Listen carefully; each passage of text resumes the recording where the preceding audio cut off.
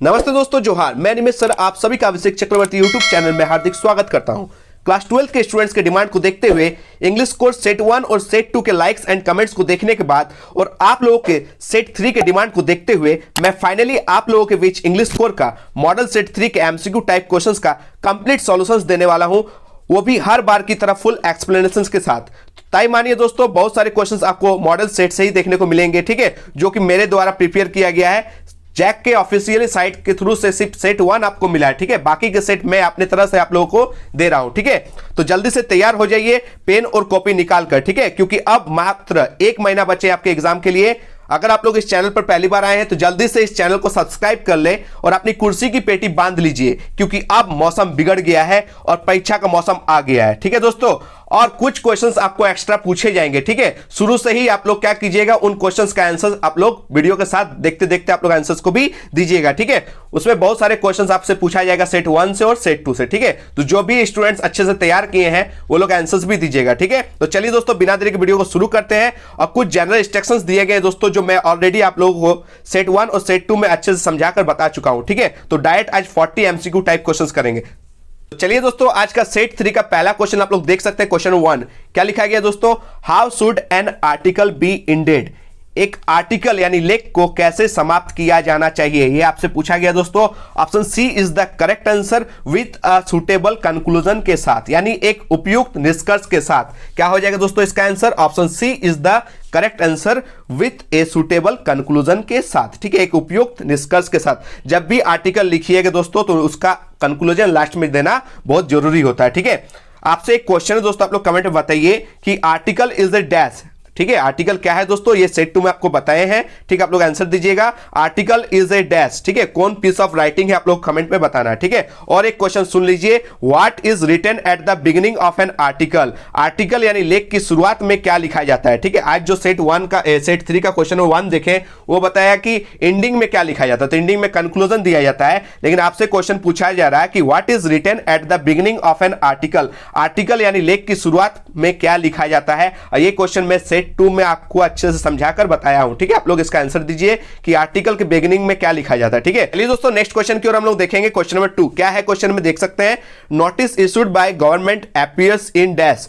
सरकार द्वारा जारी नोटिस आमतौर पर दिखाई देता है, किसमें दिखाई देता है दोस्तों, जब गवर्नमेंट कोई भी नोटिस इशू करता है, जारी करता है, तो आपको ये नोटिस कहां दिखाई देता है, एकदम सही सोचे दोस्तों। Option A is the correct answer, newspaper. कहां दोस्तों, न्यूज़पेपर में दिखाई देता है, ठीक है। याद रखिएगा, जब भी नोटिस सरकार द्वारा जारी किया जाता है, इशू किया जाता है, तो ये नोटिस हम लोग को आमतौर पर समाचार पत्र पर दिखाई देता है, यानी न्यूज़पेपर पर दिखाई देता है, ठीक है। आप लोग आंसर बताइए दोस्तों। एक क्वेश्चन पूछ रहे हैं, notices in schools and college contain certain announcement for dash. जब भी स्कूलों और कॉलेजों में नोटिस जारी किया जाता है तो किसके लिए कुछ निश्चित घोषणाएं होती है, ये आपसे पूछा गया दोस्तों, ठीक है। जब भी स्कूल और कॉलेज में नोटिस जारी किया जाता है तो वो किसके लिए होता है, ये आपको आंसर में बताना है।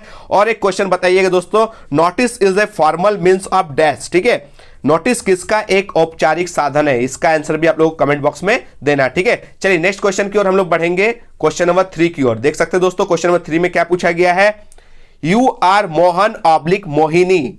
The World Book Fair, which lasted for a month in your city, was the hot topic of all books lovers. ठीक है, आप मोहन या मोहिनी हैं, आपके शहर में 1 महीने तक चलने वाला विश्व पुस्तक मेला यानी द वर्ल्ड बुक फेयर, ठीक है, सभी पुस्तक प्रेमियों के लिए आकर्षण का विषय रहा दोस्तों। Right A report on it in about 125 words for publication in a newspaper.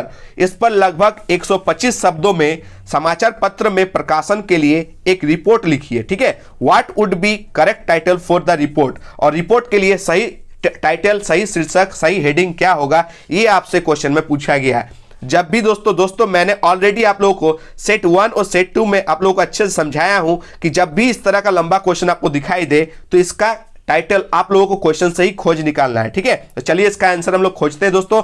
आप लोग देख सकते हैं फर्स्ट लाइन में ही इसका आंसर लिखा गया है, द वर्ल्ड बुक फेयर। क्या लिखा हुआ दोस्तों, द वर्ल्ड बुक फेयर। आप लोगों को ऑप्शन में मिल गया दोस्तों, option B is the correct answer, the world book fair is the correct answer, ठीक है। चलिए नेक्स्ट क्वेश्चन की ओर हम लोग बढ़ेंगे, तब तक एक क्वेश्चन आपसे पूछते हैं। ये तो एक रिपोर्ट राइटिंग से क्वेश्चन था, तो in report writing narration of the event is always written in dash form, ठीक है। जब भी हम लोग रिपोर्ट राइटिंग लिखते हैं दोस्तों, तो रिपोर्ट राइटिंग में घटना का विवरण जो होता है वो किस फॉर्म में लिखा जाता है, किस टेंस के फॉर्म में आप लिखा जाता है, आप लोग कमेंट में बताना। ठीक है, सेट 1 में ये क्वेश्चन पूछा गया था, आप लोग बताइए। चलिए आगे बढ़ते हैं दोस्तों क्वेश्चन नंबर 4 की ओर। देख सकते हैं क्वेश्चन नंबर 4 में क्या पूछा गया है। In a formal letter to the editor the complimentary close should B.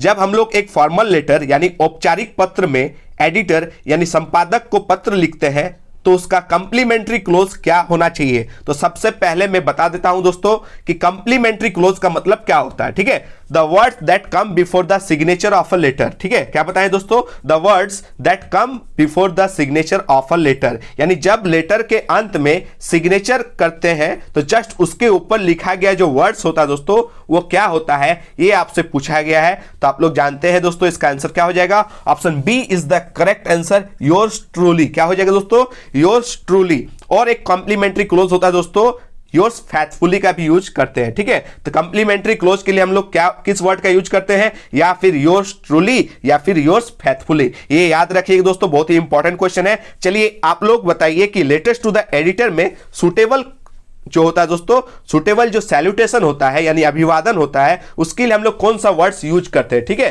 कभी भी हम लोग लेटेस्ट टू द एडिटर जब लिखते हैं तो सुटेबल सैल्यूटेशन यानी अभिवादन क्या होता है, आप लोग को आंसर में बताना है। ठीक है, चलिए कमेंट में फटाफट आंसर बताइए और साथ ही बताइए लेटेस्ट टू द एडिटर किसके लिए लिखा जाता है। ठीक है, किसके लिए लेटेस्ट टू द एडिटर लिखा जाता है, आप लोगों को कमेंट बॉक्स में इसका भी आंसर बताना है। चलिए आगे बढ़ते हैं क्वेश्चन नंबर 5 की ओर।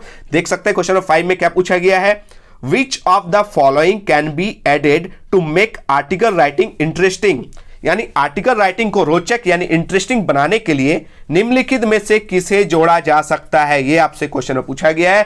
तो इसका आंसर हो जाएगा दोस्तों option C is the correct answer, both A and B. ठीक है, बोथ ए एंड बी मतलब दोस्तों कोट्स भी यूज करेंगे और स्टैटिक्स का भी यूज करेंगे। ठीक है, जब हम लोग कोट्स और स्टैटिक्स को जोड़कर हम लोग क्या करते हैं, आर्टिकल राइटिंग को क्या बना सकते हैं दोस्तों, इंटरेस्टिंग बना सकते हैं। क्या बना सकते हैं दोस्तों, आर्टिकल राइटिंग को हम लोग इंटरेस्टिंग बना सकते हैं, रोचक बना सकते हैं। याद रखिएगा कोट्स का इस्तेमाल हम लोग करना चाहिए। जैसे कुछ बुद्धिजीवी जो लोग होते हैं दोस्तों, महान पुरुष होते हैं, वो लोग कुछ लाइन्स बोलता है, ठीक है, उसको डबल इन्वर्टेड कोमा में कोट्स बनाकर हम लोग लिखते हैं, तो उससे क्या हो जाता है दोस्तों, आर्टिकल जो राइटिंग है वो क्या बन जाता है, इंटरेस्टिंग बन जाता है। ठीक है, आप लोग कमेंट में बताइए in article writing the conclusion should not include, यानी आर्टिकल राइटिंग में कंक्लूजन यानी निष्कर्ष में क्या शामिल नहीं होना चाहिए।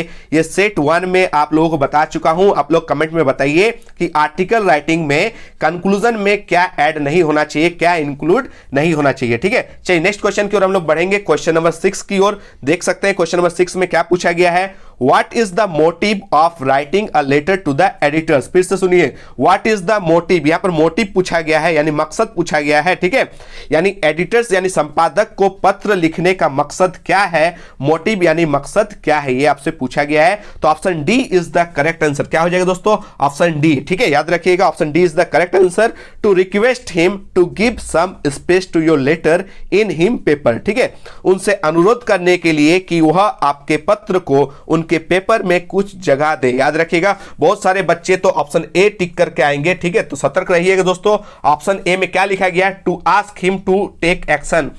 कभी भी एडिटर एक्शन नहीं ले सकता दोस्तों, उसके लिए प्रशासन होती है। ठीक है, तो प्रशासन का काम होता है एक्शन लेना, लेकिन ये जो एडिटर होता है दोस्तों वो आपका पत्र को क्या कर सकता है, उनके न्यूज़पेपर के कॉलम में एक जगह दे सकता है। याद रखिएगा, तो एडिटर्स का बस इतना ही काम होता है। ठीक है, एक्शन लेने का काम वो प्रशासन का होता है। ठीक है, तो चलिए नेक्स्ट क्वेश्चन की ओर हम लोग बढ़ेंगे, क्वेश्चन नंबर 7 की ओर। देख सकते हैं दोस्तों क्वेश्चन नंबर 7 में क्या पूछा गया है, where is the salutation placed in a notice, यानी नोटिस में सैल्यूटेशन यानी अभिवादन कहां रखा जाता है, ये आपसे पूछा गया है। तो याद रखिएगा दोस्तों बहुत बड़ा बात, option D is the correct answer. ठीक है, याद रखिएगा option D is the correct answer, there is no need to write salutation in a notice. याद रखिएगा, यानी नोटिस में अभिवादन लिखने के लिए कोई भी आवश्यकता नहीं होती है।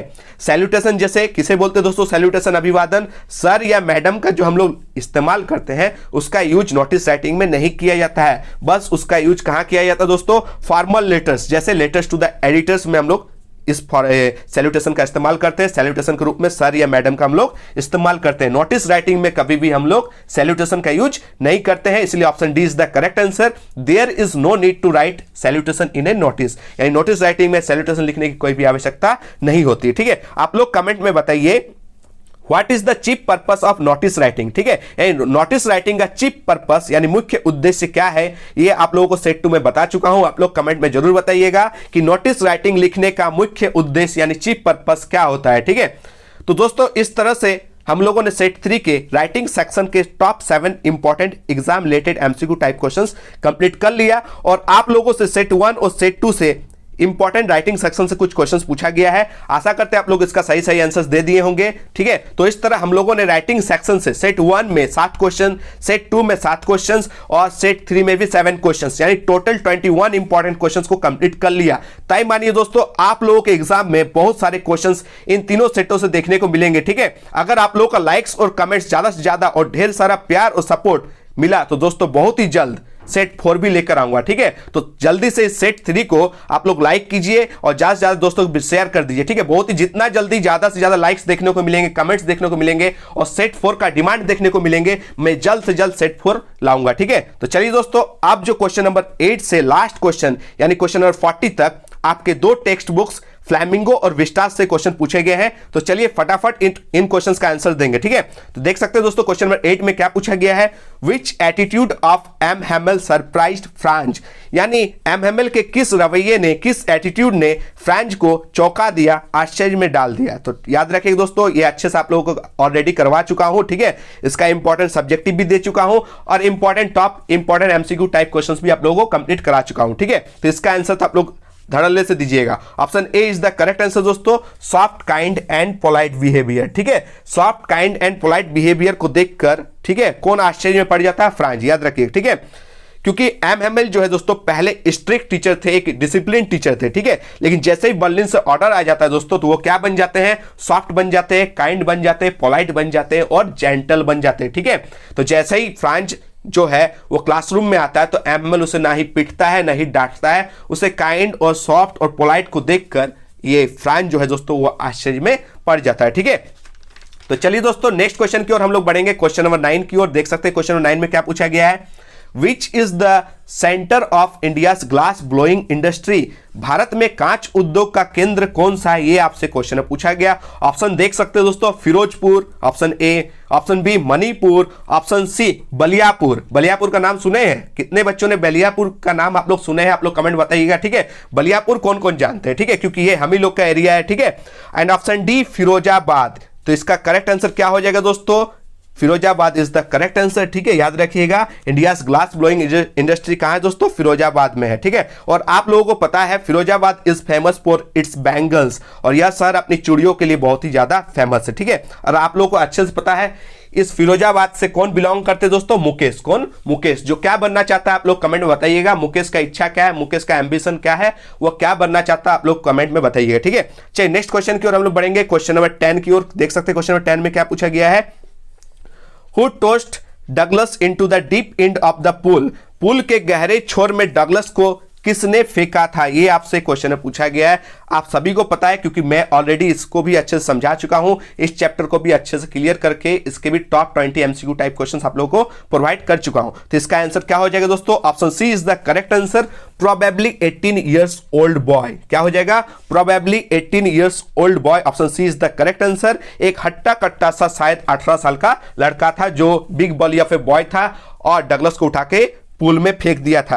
आप लोगों को कमेंट में बताना है कि वह पुल का नाम क्या था, ठीक है। जिस पुल में डगलस को फेंका गया था उस पुल का नाम क्या था, और डूबते टाइम उस वो जो पुल है दोस्तों 9 फीट का था, लेकिन डगलस को कितना फीट का लग रहा था आप लोगों को कमेंट बॉक्स में बताना, ठीक है। चलिए नेक्स्ट क्वेश्चन की ओर हम लोग बढ़ेंगे, क्वेश्चन नंबर 11 की ओर। क्वेश्चन नंबर 11 देख सकते हैं क्या पूछा गया है, deep water is an example taken from dash, ठीक है। यानी डीप वाटर किसका एक अंश है, यानी डीप वाटर किससे लिया गया है, ये आप लोगों को पूछा गया है दोस्तों। तो आप लोग अच्छे से मैं बता चुका हूं already, option B is the correct answer, William O Douglas के ऑटोबायोग्राफी यानी अपनी आत्मकथा से, जिसका नाम क्या था दोस्तों, ऑफ मैन एंड माउंटेन्स। क्या था दोस्तों, of man and mountains, William O Douglas की ऑटोबायोग्राफी थी यानी अपनी आत्मकथा थी, जिससे लिया गया है डीप वाटर, ठीक है। चलिए नेक्स्ट क्वेश्चन की ओर हम लोग बढ़ेंगे, क्वेश्चन नंबर 12 की ओर। क्या है क्वेश्चन देख सकते हैं, what made the peddler finally change his heart, किसके वजह से पैडलर का जो हृदय है वह परिवर्तन हुआ, चेंज हुआ, ठीक है, यानी एक चोर से एक अच्छा इंसान बन गया, किसके वजह से? तो याद रखिएगा दोस्तों, option D is the correct answer. क्या हो जाएगा? Option D is the correct answer, endless goodness and care की वजह से। याद रखिएगा, एडला की अच्छाई और देखभाल की वजह से कौन चेंज हो गया दोस्तों?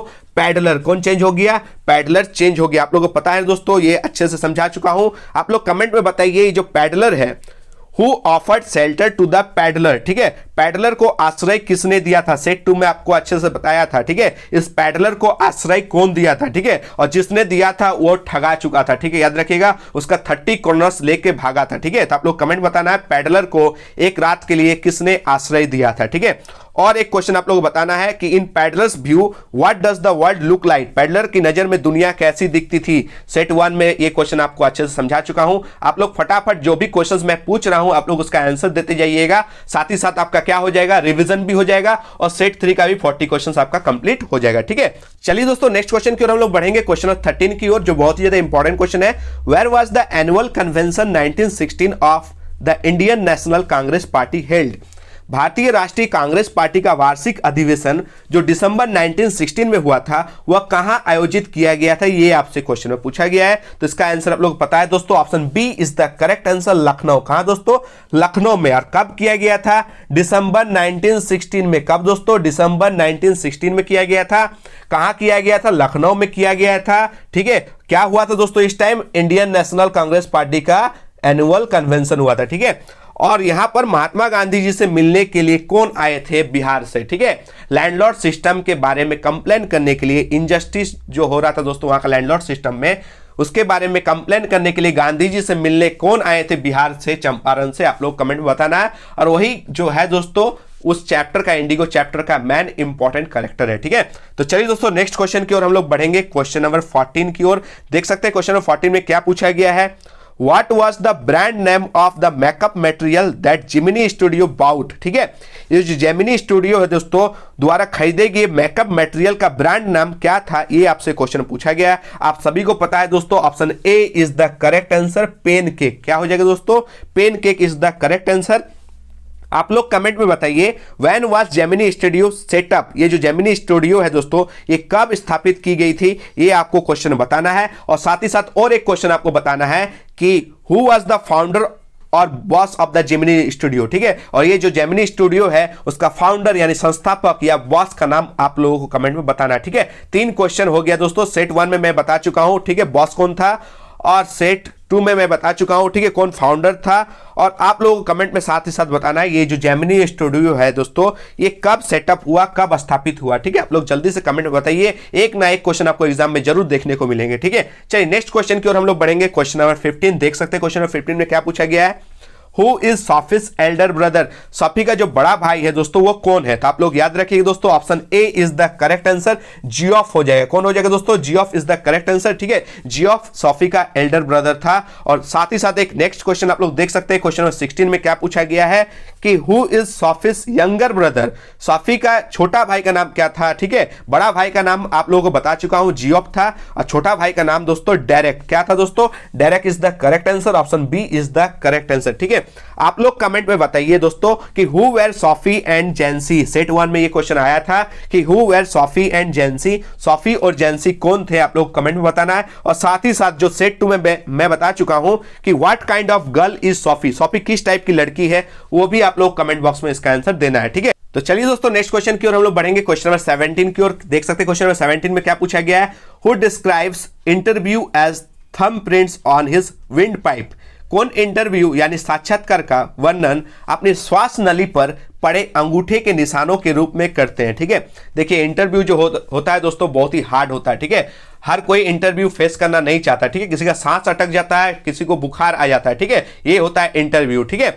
तो इंटरव्यू को अपनी श्वास नली पर पड़े अंगूठे के निशान के रूप में कौन वर्णन किया, कौन डिस्क्राइब किया, ये आपसे क्वेश्चन पूछा गया है। तो इसका करेक्ट हो जाएगा दोस्तों ऑप्शन सी। क्या हो जाएगा दोस्तों? Option C is the correct answer, Saul Willow. क्या हो जाएगा? Saul Willow is the correct answer, ठीक है। इन्होंने क्या किया? Thumbprints on his windpipe के रूप में डिस्क्राइब किया है इंटरव्यू का, ठीक है। अब आप लोग एक क्वेश्चन का आंसर बताइएगा जो सेट 1 में पूछा गया था कि हु रेफर्ड इंटरव्यू एज ऑडिल? साक्षात्कार यानी इंटरव्यू को किसने ऑडिल कहा था? ये आप लोगों को आंसर में बताना है, ठीक है। बहुत ही इंपॉर्टेंट क्वेश्चन। तो चलिए दोस्तों आगे की ओर बढ़ते हैं। क्वेश्चन में क्या लिखा गया है, read the given extract and answer the questions from 18 to 20। ठीक है, दिए गए पंक्ति को पढ़िए और 18 से लेकर 20 तक के प्रश्नों के उत्तर दीजिए। ठीक है, मैं आपको ऑलरेडी बता चुका हूं कि जितने भी पोएम्स हैं उनके लाइंस को अच्छे से समझ लीजिएगा और उन पोएम्स के पॉइंट्स के नाम भी याद कर लीजिएगा। ठीक है, क्योंकि आपको इस तरह के क्वेश्चन जरूर देखने को मिलेंगे। ठीक है, तो चलिए एक एक लाइन को हम लोग अच्छे से समझते हैं। क्या लिखा गया है, those who prepare green wars, wars with gas, wars with fire, victory with no survivors. ठीक है, यहां पर कितना वार्स का नाम आया दोस्तों आप लोग देख सकते हैं। पहला वार है दोस्तों ग्रीन वार, दूसरा वार है दोस्तों वार विथ गैस और तीसरा है वार्स विथ फायर। ठीक है, तो आप लोग कितना भी कर लीजिए, जो पर्यावरण के विरुद्ध युद्ध करते हैं यानी ग्रीन वार्स करते हैं, जो जहरीले गैसों से युद्ध करते हैं और जो अग्निशास्त्र यानी फायर से युद्ध करते हैं, वे विजय तो प्राप्त करते हैं, विक्ट्री तो प्राप्त करते हैं, परंतु इस युद्ध का क्या फायदा, जो जीवित ही कोई नहीं बचेगा। ठीक है, यानी इस युद्ध में कोई भी जीवित नहीं बचेगा। ये 3 लाइंस में बताया गया। ठीक है, आगे के लाइंस में आप लोग देख सकते हैं क्या बताया गया है, would put on clean clothes and walk about with their brothers in the shade doing nothing. ठीक है, कवि चाहते हैं कि युद्ध में लड़ने के बजाय क्या कीजिए, अपने सबसे बढ़िया कपड़े यानी क्लीन क्लोथ्स को पहनकर बाहर निकलना चाहिए। क्या करना चाहिए दोस्तों, अच्छे अच्छे क्लोथ्स पहनिए, क्लीन क्लोथ्स पहनिए और बाहर निकलिए। ठीक है, और अपने भाई के साथ, किसके साथ दोस्तों, याद रखिएगा भाई के साथ, यहाँ पर जीएफ के साथ नहीं, याद रखिएगा। ठीक है, भाई के साथ हाथ पकड़ के आपको घूमना है। तो अपने भाइयों के साथ छायेदार वृक्ष यानी शेडी ट्री के नीचे आप लोग को वॉक करना है यानी टहलना है, सैर करना है। ठीक है, अगर ऐसा आप लोग कीजिएगा तो क्या होगा, कुछ भी नहीं करने का भी एक आनंद होता है। ठीक है, देखिए कुछ भी नहीं करने का भी एक आनंद होता है, लेकिन वो समय होता है। ठीक है, अभी आप लोगों को कुछ नहीं कीजिएगा तो एग्जाम सामने, याद रखिएगा। आप लोगों को क्या करना है, आप लोगों का अभी रेगुलर स्टडी करना है, फोकस करना है। ठीक है, यहां पर तो पोएम में बताया गया कि ये जो पोएम है दोस्तों याद रखिएगा, ये विश्व युद्ध का टाइम का है। याद रखिए वर्ल्ड वार के टाइम का है। वर्ल्ड वार में क्या होता है दोस्तों, सारे तरफ भाई होता है, भाई का माहौल होता है, डर का माहौल होता है। ठीक है, इसलिए यहाँ पर पॉइंट क्या सजेशन देना चाहते हैं कि वार्स में इन्वॉल्व मत होइएगा। आप लोग अपने भाई का साथ हाथ पकड़िए और अपने क्लीन क्लोथ पहनकर शानदार तरीके से छायादार वृक्षों के नीचे आप लोग क्या कीजिए, टहलिए, ये बताया गया। लेकिन अभी आप लोगों का क्या काम है, ठीक है, मेरे वीडियोस को देखिए और एक्स्ट्रा खुद से भी सेल्फ स्टडी कीजिए। ठीक है, क्योंकि अब जो बताएं दोस्तों, किसका समय आ गया है, परीक्षा का समय आ गया। ठीक है, ये जो माहौल है परीक्षा का माहौल है, आप लोग को एक एक टाइम इंपॉर्टेंट है। ठीक है, अच्छे से तैयारी में जुट जाइए। ठीक है, चलिए अब हम लोग डायरेक्ट क्वेश्चंस देखेंगे। ठीक है, और क्वेश्चंस देखने से पहले मैं बता देता हूं दोस्तों, ये जो एक्सट्रैक्ट है आपके फ्लैमिंगो बुक के 3rd पोएम, ठीक है, कीपिंग क्वाइट से लिया गया है, जिनके कवि यानी पोएट पैब्लो नेरुदा है। ठीक है, याद रखिएगा। चलिए एक एक क्वेश्चंस को देखेंगे। अगर आप लोग ये लाइन को अच्छे से समझ लिया है तो आप लोग इन तीनों क्वेश्चंस का आंसर दे दीजिएगा। पहला जो क्वेश्चन है, क्वेश्चन नंबर 18 देख सकते हैं, name the poem from where these lines are taken. उस कविता का नाम बताइए जहां से ये लाइन्स ली गई है। तो आप लोग को बता दिया हूं दोस्तों, क्या हो जाएगा, option C is the correct answer हो जाएगा। कीपिंग क्वाइट पोएम से लिया गया है। ठीक है, जो पैब्लो नेरुदा लिखे हैं। ठीक है, चलिए नेक्स्ट क्वेश्चन की ओर हम लोग बढ़ेंगे, क्वेश्चन नंबर 19 की ओर। क्वेश्चन नंबर 19 में पूछा गया what kind of wars are mention in the above lines. तो ठीक है, तो आप लोगों को मैं बता चुका हूं किन किन वार्स का यहां पर जिक्र किया गया दोस्तों। तो याद रखिएगा, ग्रीन वार्स का भी यूज किया गया था, वार्स विद गैस का भी यूज किया गया था और वार्स विद फायर का भी यूज किया गया था। ठीक है, आप लोग को वो लाइंस में दिया गया। ठीक है, इसका आंसर क्या हो जाएगा, option D is the correct answer, all of these. इन तीनों वार्स का यूज इस लाइंस में किया गया है। ठीक है, चलिए आगे की ओर बढ़ेंगे। क्वेश्चन नंबर लास्ट इस एक्सट्रैक्ट का, क्वेश्चन नंबर 20 में देख सकते हैं। क्वेश्चन नंबर 20 में क्या पूछा गया है, what kind of victory will it be. यह किस तरह की जीत होगी। Option A, one super power will win, एक महाशक्ति जीत जाएगी। ठीक है, या option B, no survivors will be left to celebrate it, इसे मनाने के लिए यानी सेलिब्रेट करने के लिए कोई भी जीवित नहीं बचेगा। या option C, victory of good over evil, बुराई पर अच्छाई की जीत। ये कोई रामायण महाभारत नहीं है दोस्तों, जो बुराई पर अच्छाई की जीत होगी। ठीक है, यहां पर क्या हो जाएगा दोस्तों, कोई भी सर्वाइवर नहीं बचेगा, इसे मनाने के लिए सेलिब्रेट करने के लिए कोई भी सर्वाइवर, कोई भी जीवित नहीं बचेगा। ठीक है, option B is the correct answer, no survivors will be left to celebrate it. ठीक है, चलिए नेक्स्ट क्वेश्चन की ओर हम लोग बढ़ेंगे। क्वेश्चन नंबर 21 देख सकते हैं क्या है क्वेश्चन नंबर में, what were the word she यानी Kamala Das used while parting from her mother. अपनी मां से बिछड़ते वक्त उन्होंने यानी कमला दास किन शब्दों का इस्तेमाल की थी, ये आपसे क्वेश्चन पूछा गया। ठीक है, लास्ट टाइम में जब दोस्तों याद रखिए एयरपोर्ट में, कौन सा एयरपोर्ट में दोस्तों, कोचीन एयरपोर्ट में बिछड़ते वक्त कमला दास किस वर्ड का इस्तेमाल की थी, ठीक है। तो याद रखिएगा, आपको अच्छे से बता चुका हूं। Option D is the correct answer हो जाएगा, सी यू सून अम्मा। क्या हो जाएगा दोस्तों, सी यू सून अम्मा, जल्द ही मिलते हैं अम्मा, ठीक है।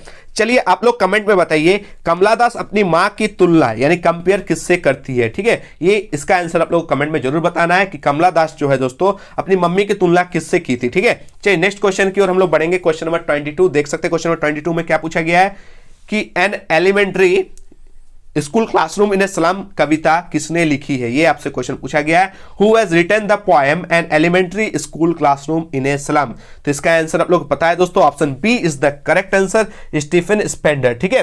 2-3 दिन पहले ही इस पोएम को अच्छे से समझा चुका हूं और टॉप 20 एमसीक्यू टाइप क्वेश्चंस आप लोगों को प्रोवाइड कर चुका हूं, ठीक है। तो आप लोग देख लीजिएगा, बहुत फायदे में रहेंगे। चलिए नेक्स्ट क्वेश्चन की ओर हम लोग बढ़ेंगे। क्वेश्चन नंबर 23 देख सकते हैं क्या है क्वेश्चन।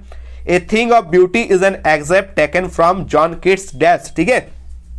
यानी ये thing of beauty John Keats के किस कविता यानी पोएम से लिया गया है, एक अंश से, ये आपसे पूछा गया है। तो याद रखिएगा, जॉन किट्स के किस पोएम से लिया गया है ए थिंग ऑफ ब्यूटी, एंडीमियन से। किससे दोस्तों, Endymion is the correct answer, option A is the correct answer, ठीक है। चलिए आगे की ओर हम लोग बढ़ेंगे फटाफट। क्वेश्चन नंबर 24 की ओर देख सकते हैं दोस्तों। क्वेश्चन नंबर 24 में क्या पूछा गया है, who has written the poem a roadside stand, ठीक है। ए रोड साइड स्टैंड जो कविता है दोस्तों, उनके पोएट कौन है यानी ये कविता किसने लिखी है, ये आपसे पूछा गया है। Option C is the correct answer दोस्तों, रॉबर्ट फ्रॉस्ट ने। किसने, रॉबर्ट फ्रॉस्ट ने a roadside stand poem को लिखा है, ठीक है, याद रखिए। चलिए आगे की ओर हम लोग बढ़ेंगे। क्वेश्चन नंबर 25 की ओर देख सकते हैं दोस्तों। क्वेश्चन नंबर 25 में क्या पूछा गया है, who has written the poem aunt Jennifer's tigers, ठीक है। यानी अंट जेनिफर्स टाइगर्स कविता किसने लिखी है, ये आपसे क्वेश्चन पूछा गया है। तो एड्रियन रिच होगा। क्या हो जाएगा दोस्तों इसका answer, option A is the correct answer, Adrienne Rich, ठीक है। चलिए नेक्स्ट क्वेश्चन की ओर हम लोग बढ़ेंगे। क्वेश्चन नंबर 26 क्या है क्वेश्चन, आप लोग देख सकते हैं। और ये तो मेरा फेवरेट स्टोरी है दोस्तों, याद रखिएगा, द टाइगर किंग स्टोरी से बैक टू बैक क्वेश्चंस आएंगे, आप लोगों को अच्छे से समझाऊंगा दोस्तों। याद रखिएगा, आप क्वेश्चन जो है दोस्तों विस्टास पोएम जो बुक है आप लोगों का, एक से एक चैप्टर का वीडियोस आने वाला है, ठीक है, रेडी रहिए। तो देख सकते हैं क्वेश्चन नंबर 26 में क्या पूछा गया है, what was band by the king in the state of Pratibandapuram, ठीक है। यानी प्रतिबंधपुरम राज्य में राजा द्वारा किस पर प्रतिबंध लगाया गया था, ये आपसे क्वेश्चन में पूछा गया। तो इसका आंसर क्या होगा दोस्तों, टाइगर हंटिंग में, क्योंकि चैप्टर का नाम ही है द टाइगर किंग, ठीक है। तो इसका आंसर भी हो जाएगा, option B is the correct answer, tiger hunting, ठीक है। यानी बाघ के शिकार पर अगर कोई राजा के सिवाय यानी राजा को छोड़कर कोई भी बाघ पर एक पत्थर भी फेंकेगा ना दोस्तों, तो उसका सारा संपत्ति क्या कर लिया जाएगा, जब्त कर लिया जाएगा, ठीक है। क्योंकि ये जो टाइगर किंग है दोस्तों, इनका एकमात्र एम्बिशन था 100 बाघों को मारना, ठीक है। और 100 बाघ तो इनके क्षेत्र में है भी नहीं, अगर कोई और बाघ को मार देंगे तो इसका एम्बिशन पूरा भी नहीं होगा। इसीलिए क्या बताया गया दोस्तों, याद रखिएगा, जो महाराजा ऑफ प्रतिबंधपुरम है उन्होंने टाइगर हंटिंग पर बैन लगा दिया, प्रतिबंध लगा दिया, ठीक है। चलिए नेक्स्ट क्वेश्चन की ओर हम लोग बढ़ेंगे। क्वेश्चन नंबर 27 की ओर 27 क्वेश्चन देख सकते हैं क्या पूछा गया है कि according to the astrologer to which tiger the king should be careful. ज्योतिषी के अनुसार यानी एस्ट्रोलॉजर के अनुसार राजा को किस बाघ से सावधान रहना चाहिए, ठीक है। देखिए, ज्योतिषी ने तो इसका निवारण के लिए क्या बताया था कि 100 बाघों को मारना है, लेकिन किस बाघ से सावधान रहना है, 100 बाघों में से कितने नंबर वाले बाघ से सावधान रहना है, यह भी बताया था, यह भी सजेस्ट किया था। याद रखिएगा, 100वें बाघ से। किससे दोस्तों, 100वें बाघ से यानी लास्ट बाघ से, यानी option B is the correct answer, 100th tiger से, ठीक है। 100वें नंबर वाला बाघ से सावधान रहना है, ठीक है। चलिए नेक्स्ट क्वेश्चन की ओर हम लोग बढ़ेंगे। क्वेश्चन नंबर 28 की ओर देख सकते हैं। क्वेश्चन 28 में क्या पूछा गया है कि who manage the 100 tiger for hunting from the people's park of Madras, ठीक है। यानी मद्रास के जो पीपल्स पार्क है, शिकार के लिए 100वें बाघ का प्रतिबंध यानी प्रबंधन किसने किया था, मैनेज किसने किया था, ये आपसे क्वेश्चन में पूछा गया है। देखिए 99 टाइगर्स तो मार लिया गया, ठीक है, लेकिन एक बाघ नहीं मिला था, लास्ट बाघ नहीं मिला था। तो एक बाघ जो है दोस्तों एक पार्क से लाया गया। कहां से दोस्तों, पीपल पार्क से। यह पीपल पार्क कहां है दोस्तों, याद रखिए मद्रास में, जो अभी चेन्नई है, ठीक है। तो याद रखिएगा, इसको मैनेज कौन किया था, option C is the correct answer, the Dewan ने। कौन दोस्तों, दीवान ने मैनेज किया था 100वें बाघ का, ठीक है। आप लोग कमेंट में बताइए 10 वर्षों के भीतर महाराजा ने कितने बाघों को मार डाला था, ठीक है। 10 वर्षों के भीतर कितने बाघों को महाराजा ने मार डाला था, ये आपको बताना है। Option A 60, option B 70, option C 80, option D 99 tigers, ठीक है। आप लोग कमेंट में बताना है, ठीक है, 10 साल के अंदर, ठीक है।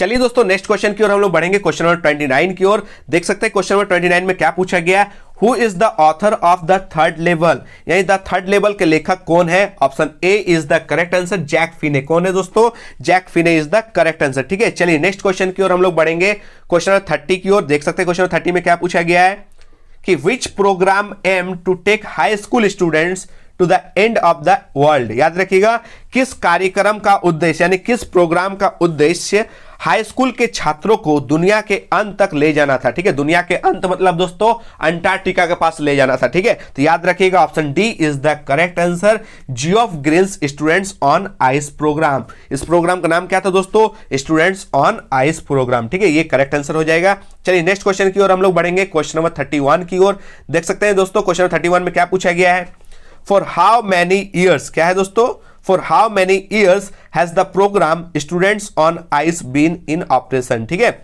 यानी स्टूडेंट्स ऑन आइस प्रोग्राम कितने वर्षों से चल रहा है, ये आपसे क्वेश्चन पूछा गया है। बहुत ही इंपॉर्टेंट क्वेश्चन है, याद रखिएगा option B is the correct answer, 6 years. ठीक है, यानी 6 सालों से। ठीक है, option B is the correct answer. चलिए नेक्स्ट क्वेश्चन की ओर हम लोग बढ़ेंगे फटाफट, क्वेश्चन नंबर 32 की ओर। देख सकते हैं क्वेश्चन नंबर 32 में क्या पूछा गया है कि what percent of the earth total ice is stored in Antarctica.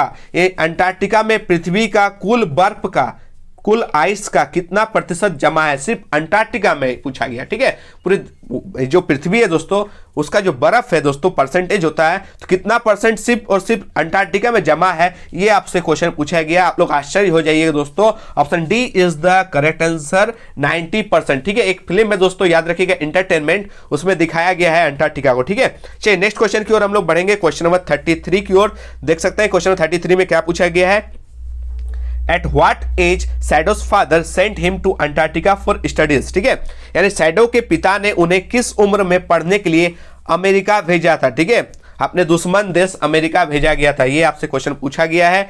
तो क्वेश्चन का आंसर क्या हो जाएगा दोस्तों, एट द एज ऑफ 22। याद रखिएगा 22 ईयर्स में उसको भेजा गया था अपने पड़ोसी दुश्मन देश की ओर, यानी कहां पे दोस्तों, अमेरिका। ठीक है, और डॉक्टर सैडो कहां के थे दोस्तों, याद रखिए जापान के। कहां के थे दोस्तों, जापान के थे, और उन्हें पढ़ने के लिए कहां भेजा गया था, अमेरिका। ठीक है, और उस टाइम अमेरिका और जापान के बीच युद्ध भी चल रहा था। ठीक है, वार चल रहा था। तो आप लोगों को 2 क्वेश्चंस पूछेंगे दोस्तों इस चैप्टर से, आप लोगों को फटाफट इसका आंसर देना है। पहला क्वेश्चन जो सेट 1 में पूछा गया है, ठीक है, अगर आप लोग सेट 1 को अच्छे से तैयार कर चुके हैं तो इसका आंसर आप लोग दे पाइएगा। Who was doctor Sadao, doctor Sadao कौन थे। ठीक है, ऐसा ऑप्शन दिया जाएगा, इंजीनियर थे, या फिर एक जापानीज डॉक्टर थे, या फिर एक अमेरिकन डॉक्टर थे। ठीक है, आप लोग कमेंट में बताइए कि डॉक्टर सैडो कौन थे। ठीक है, जो सेट 1 में पूछा गया था। चलिए और एक क्वेश्चन आप लोग बताइएगा, where was doctor Sadao's house, doctor Sadao का जो घर था दोस्तों वो कहां था, ये भी आपको बताना है, क्योंकि ये क्वेश्चन भी मैं सेट 2 में करवा चुका हूं। ठीक है, तो चलिए दोस्तों अब नेक्स्ट क्वेश्चन की ओर हम लोग बढ़ेंगे, क्वेश्चन नंबर 34 की ओर। देख सकते हैं दोस्तों क्वेश्चन नंबर 34 में क्या दिया गया है, Sadao went to America to learn dash. ठीक है, मैंने बता चुका हूं कि अमेरिका तो गए थे 22 साल की उम्र में। ठीक है, लेकिन ये जो क्वेश्चन है पूछा गया कि अमेरिका क्यों गए थे, यानी क्या सीखने के लिए, क्या लर्न करने के लिए अमेरिका गए थे, ये आपसे क्वेश्चन पूछा गया है। तो याद रखिएगा बहुत ही इंपॉर्टेंट क्वेश्चन है, option B is the correct answer, surgery और मेडिसिन सीखने के लिए कहां गए थे दोस्तों, अमेरिका गए थे। ठीक है, चलिए नेक्स्ट क्वेश्चन की ओर हम लोग बढ़ेंगे, क्वेश्चन 35 की ओर। देख सकते हैं क्वेश्चन 35 में क्या पूछा गया है, where did doctor Sadao meet Hana, ये डॉक्टर सैडो हैना से कहां मिले थे। ये क्वेश्चन बहुत ही इंपॉर्टेंट क्वेश्चन, याद रखिएगा अमेरिका में। कहां दोस्तों, अमेरिका में मिले थे, option B is the correct answer. ठीक है, और जब तक श्योर नहीं हो जाता है डॉक्टर सैडो कि ये जो हैना है दोस्तों ये कहां की है दोस्तों, जापान की है, जापान की है, तब तक उनसे शादी भी नहीं करता। ठीक है, क्योंकि अमेरिका में मिला था तो उसको एक टाइम के लिए लगा था ये अमेरिकन लेडी है। ठीक है, लेकिन बाद में पता चला कि ये जापान की है, तो याद रखिएगा दोस्तों वो शादी कर लेता है। ठीक है, यानी क्वेश्चन अगर पूछा भी जाए कि हु वाज हैना, तो याद रखिएगा डॉक्टर सैडो का वाइफ। ठीक है, चलिए नेक्स्ट क्वेश्चन की ओर हम लोग बढ़ेंगे, क्वेश्चन 36। देख सकते हैं क्वेश्चन 36 में क्या पूछा गया है कि who advised Roger to go to the wizard, यानी रॉजर को जादूगर के पास जाने की सलाह किसने दी। ठीक है, हमेशा की तरह स्टोरी में जो है दोस्तों ये जो रॉजर वो फंस जाता है, और वो किसके पास जाता है, एक वाइज आउल के पास। किसके पास दोस्तों, एक बुद्धिमान उल्लू के पास जाता है। ये उल्लू उन्हें कहां भेजता है, एक विजार्ड के पास, एक जादूगर के पास। ठीक है, लेकिन यहां क्वेश्चन पूछा गया है कि रॉजर को जादूगर के पास जाने के सलाह कौन दिया, किसने दिया? तो याद रखिएगा the wise owl is the correct answer, option D is the correct answer. ठीक है, नेक्स्ट क्वेश्चन की ओर हम लोग बढ़ेंगे। क्वेश्चन नंबर 37 देख सकते हैं। 37 में क्या पूछा गया है? Why did Roger want to change his smell? Roger अपनी गंध क्यों बदलना चाहता था? ये आपसे क्वेश्चन पूछा गया। ऑप्शन देख सकते हैं। Option A because no one like him, क्योंकि उसे कोई भी लाइक नहीं करता था, पसंद नहीं करता था। Option B none was ready to play with him, कोई भी उसके साथ खेलने के लिए तैयार नहीं था। Option C he smelled very badly and it made people cry, और वह बहुत ही बुरी तरह से गंध करता था दोस्तों, यहां तक कि लोग जो है दोस्तों उसको देखकर क्या होते, क्राई करते थे, रो लेते थे। ठीक है, तो इसका करेक्ट आंसर क्या हो जाएगा दोस्तों? Option D is the correct answer, all of these, इनमें से सभी। ठीक है, आप लोग कमेंट में जरूर बताइए कि what did Roger want to smell like, Roger किसका गंध चाहता था, यानी किस फूल के सुगंध की तरह वो महकना चाहता था। ठीक है, क्योंकि उसका बॉडी से बहुत ही दुर्गंध आता था। ठीक है, इसलिए वो सुगंध चाहता था, इसलिए वो कहां गया था? विजार्ड के पास गया था। और विजार्ड से किसका स्मेल चाहता था, यानी किसके स्मेल से वो सुगंधित होना चाहता था, उसका बॉडी से किसका स्मेल चाहता था? ये आपसे क्वेश्चन पूछा गया है, तो आप लोग बताइए किस फूल का स्मेल की तरह वो महकना चाहता था। ठीक है, चलिए नेक्स्ट क्वेश्चन की ओर हम लोग बढ़ेंगे। क्वेश्चन नंबर 38 की ओर। क्वेश्चन क्या है दोस्तों? देख सकते हैं कि where did Derry meet mister Lamb. ठीक है, यानी डेरी जो है दोस्तों मिस्टर लैम से कहां मिला था, ये आपसे क्वेश्चन पूछा गया। तो इसका करेक्ट आंसर हो जाएगा option C is the correct answer, in mister Lamb's garden. ठीक है, मिस्टर लैम के गार्डन में, बगीचे में। ठीक है, आप लोग कमेंट में बताइए what kind of leg mister Lamb has, mister Lamb का एक पैर किसका था, आप लोगों को बताना है, क्योंकि बहुत ही इंपॉर्टेंट क्वेश्चन है। ठीक है, कि मिस्टर जो लैम है उनका जो एक पैर है दोस्तों वो युद्ध में उड़ गया था, ब्लाउन ऑफ हो गया था, तो आप लोगों को बताना है कि उसका जो एक पैर है, एक टांग है, वो किस चीज का था। ठीक है, नेक्स्ट क्वेश्चन जो आपको पूछते हैं दोस्तों वो क्वेश्चन है what did children call mister Lamb, बच्चे मिस्टर लैम को क्या कहकर पुकारते थे, आप लोग का आंसर देना है। और एक लास्ट क्वेश्चन जो आपसे पूछ रहे हैं what do mister Lamb make of crab apples, यानी मिस्टर लैम जो है दोस्तों क्रैब एप्पल्स यानी जंगली सेबों से क्या बनाते थे, इसका भी आंसर आप लोग को बता देना है। ठीक है, चलिए नेक्स्ट क्वेश्चन की ओर हम लोग बढ़ेंगे। क्वेश्चन नंबर 39 की ओर। देख सकते हैं दोस्तों क्वेश्चन नंबर 39 में क्या पूछा गया है कि हु टोल्ड बामा that untouchability is a crime. ठीक है, अनटचेबिलिटी यानी छुआछूत, अस्पृश्यता, ये एक अपराध है। ये जो किसने बताया, ये आपसे क्वेश्चन पूछा गया। बामा को ये किसने बताया है कि अनटचेबिलिटी जो है दोस्तों एक क्राइम है, एक अपराध है? तो याद रखिएगा उन्हीं का बड़ा भाई जो अन्ना है दोस्तों, उन्होंने बताया था। तो ऑप्शन क्या हो जाएगा? ऑप्शन यहां मिल गया, option D is the correct answer, her brother Anna. ठीक है, अन्ना कौन है दोस्तों? याद रखिएगा बामा का एल्डर ब्रदर है। ठीक है, चलिए नेक्स्ट क्वेश्चन की ओर हम लोग बढ़ेंगे। क्वेश्चन नंबर 40 देख सकते हैं दोस्तों। क्वेश्चन नंबर 40 में क्या पूछा गया है? व्हाट डिड अन्ना टेल बामा। ठीक है, यानी अन्ना ने बामा को क्या बताया, ये आपसे पूछा गया। बहुत ही इंपॉर्टेंट क्वेश्चन, तो याद रखिएगा इसका करेक्ट आंसर हो जाएगा option A is the correct answer, option A is the correct answer. Education is the only way to break the chains of caste system. याद रखिएगा दोस्तों शिक्षा कास्ट सिस्टम की जंजीरों को तोड़ने का एकमात्र तरीका है। ठीक है, ये जो कास्ट सिस्टम है दोस्तों इसमें ऊंचा नीचा का भावना आता है, छुआछूत का भावना आता है, और इसको खत्म अगर करना है तो क्या होगा दोस्तों? याद रखिएगा विलेज से, शहर से, सब जगह से ये क्या होगा, सारे बच्चों को, चाहे वो लड़का हो चाहे वो लड़की हो, उसको स्टडी करना है, उसको शिक्षा ग्रहण करना है। ठीक है, जब तक आप लोग पढ़िएगा नहीं तब तक समाज में कोई भी बदलाव नहीं ला सकते, इसलिए आगे पढ़िए। ठीक है, तभी लड़िए। तो सबसे पहले क्या करना है? पढ़ना है, उसके बाद लड़ना है। ठीक है, जितना भी बुराई है उसका अंत करना है। तो कास्ट सिस्टम भी एक बुराई है दोस्तों, अनटचेबिलिटी भी एक बुराई है, छुआछूत की जो भावना है दोस्तों एक क्राइम है, याद रखिए। ठीक है, इसलिए छुआछूत नहीं करना चाहिए। ठीक है, ये जो लाइन्स है दोस्तों ये किसने बताया था बामा को? तो उनके भाई अन्ना ने। ठीक है, बहुत ही इंपॉर्टेंट क्वेश्चन है। तो आशा करते दोस्तों आज का वीडियो यानी सेट 3 का वीडियो आप लोगों को पसंद आया। ठीक है, अगर इस वीडियो में भी 1000 से ज्यादा लाइक्स और कमेंट्स देखने को मिले और 100 या 200 से भी ज्यादा बच्चे को अगर सेट 4 का डिमांड देखने को मिले तो मैं जल्द से जल्द आप लोगों के बीच सेट 4 लेकर आऊंगा। ठीक है, तो जल्दी से 1000 लाइक्स एंड कमेंट्स करके अपना फीडबैक देना ना भूलें। बहुत ही जल्द मिलते दोस्तों एक नए वीडियो के साथ, तब तक के लिए दोस्तों धन्यवाद। जय हिंद, वंदे मातरम।